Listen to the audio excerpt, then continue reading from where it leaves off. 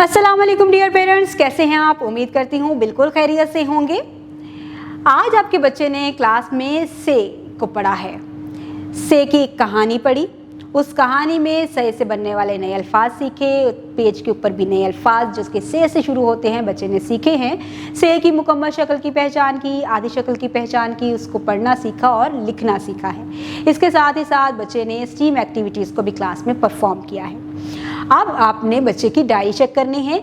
उस डायरी में देखना है कि बच्चे को आज होमवर्क क्या मिला है। जो होमवर्क बच्चे को मिला है उसको आप मुकम्मल करवाने की कोशिश करें और इसके साथ ही साथ घर में इतनी सारी चीज़ें हैं उनमें देखें कि से बनने वाली कौन कौन सी चीज़ें हैं, उनके नाम बच्चे को याद करवाएं। और रोज़मर्रा इस्तेमाल होने वाले बहुत से नए अल्फाज हैं जो कि से शुरू होते हैं, वो बच्चों के साथ अपनी बातचीत में शामिल करें ताकि बच्चे रोज़मर्रा ज़िंदगी में से बनने वाले अल्फाज को जान सके और पहचान भी सके।